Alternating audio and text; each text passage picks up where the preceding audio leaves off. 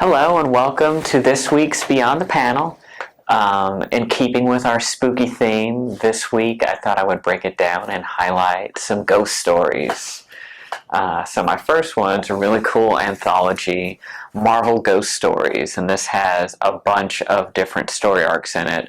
It's got ghost stories from Silver Surfer, Captain America, West Coast Avengers, Hellstorm, Prince of Lies, Tomb of Dracula, and let me see.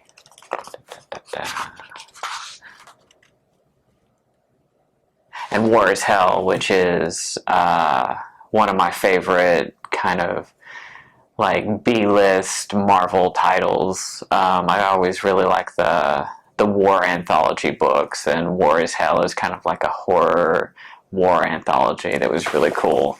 But these are recolorized older books. It has some of the Silver Surfer stuff from the late 60s.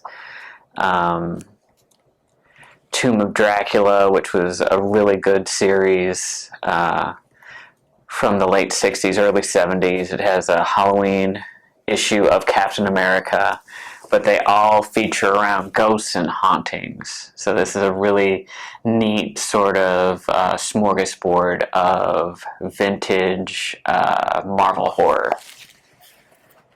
And my next one is a more recent one. It is based off a podcast, Beyond Belief. I haven't listened to it myself, but apparently there are several different shows in Beyond Belief, and one of them is Thrilling Adventure Hour.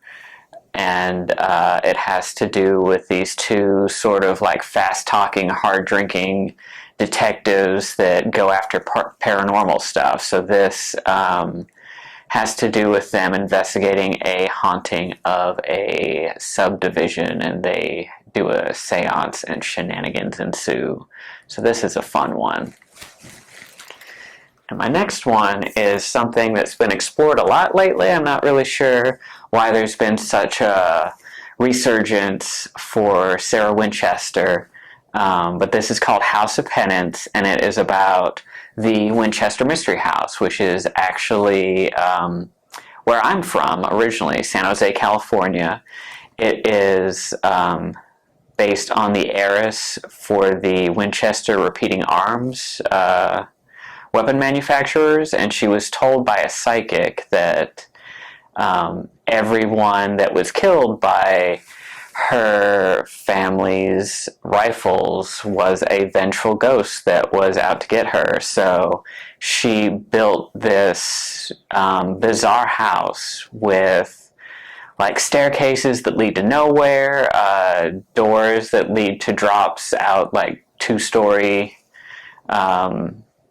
falls, all kinds of things.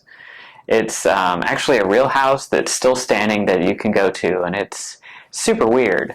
But the house was essentially made to trap the evil spirits, and the psychic told her that to keep them at bay, it constantly had to be worked on. So it was under construction until she died.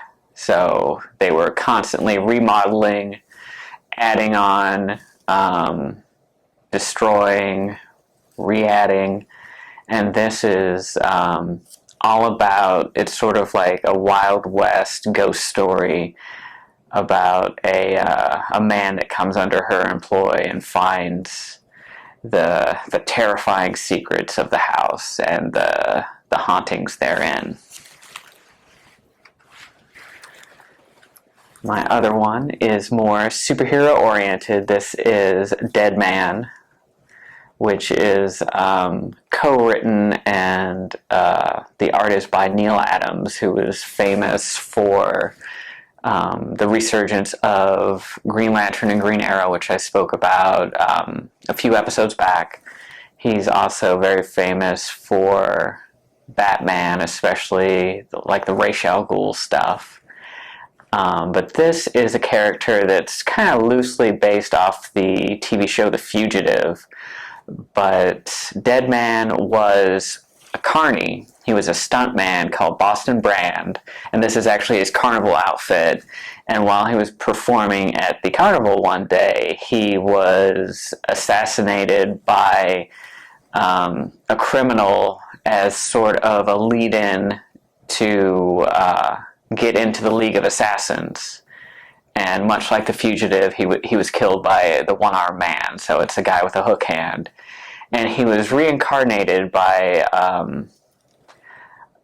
an ancient spirit, and he is trying to find who killed him and solve the mystery of who killed him and why. And he is invisible, but he can possess the living. So he goes around possessing people, trying to solve crimes and help those around him.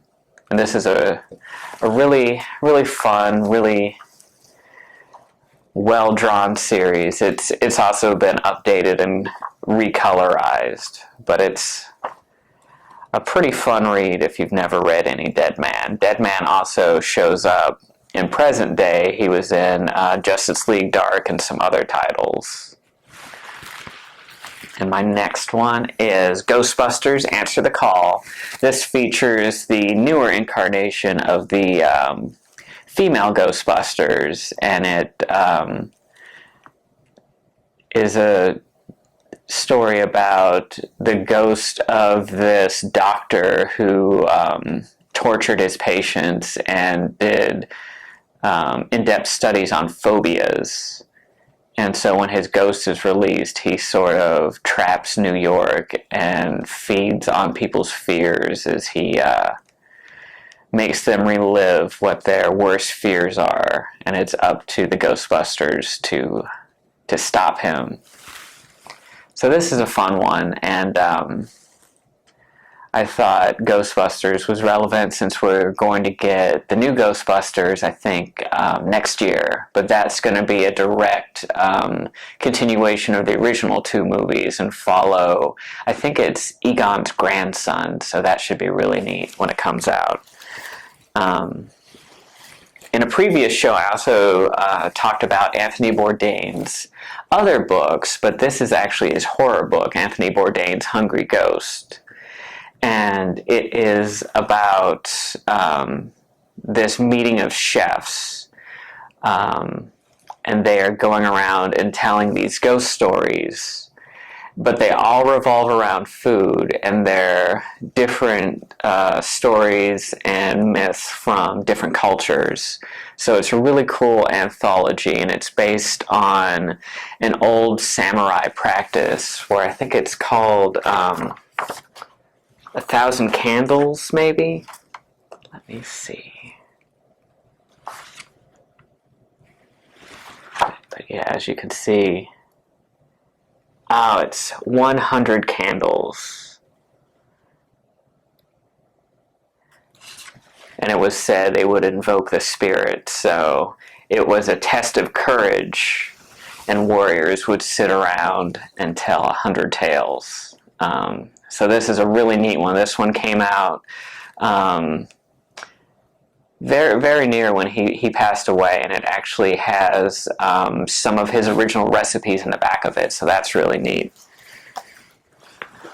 And my last one is The Ghosts and Girls of Fiction House. Now this is old horror comics from the 40s and 50s. It's what's known as pre-code horror, because I believe I've spoke about it before, but in the 50s there was a big hubbub where a psychiatrist wrote a book called Seduction of the Innocent that said that reading comics led children into depravity, and because of just all the anxiety of the time, it went all the way up to Congress and led to massive censorship and companies going out of business. So EC, which is a famous publishing company that did lots of things like Tales from the Crypt, they were ran out of business, and all their comics were banned and burned and all that stuff. Fiction House was a much smaller company, and it also went under because of this. And they were notorious for having scantily clad ladies as well as spooky stuff. So this showcases their ghost comics. And so they are beautifully remastered in all their spooky glory, and there's even an essay at the start of it with some historians that talk about what went on at the time. And it had quite a few big names, but of course back then a lot of people weren't properly credited for their art. But it goes into some of the artists and writers that they were able to track down. But this is great. It's from an imprint, the Chilling Archives of Horror Comics, that is sort of a sub-imprint of IDW, chaired by Craig Yo Books, and we have a few of his in the system, but this specifically was about haunting, so I wanted to showcase this with our ghost ones. Well, thank you for joining me for another spooky Beyond the Panels. Be sure to like and subscribe, and I will see you guys next week.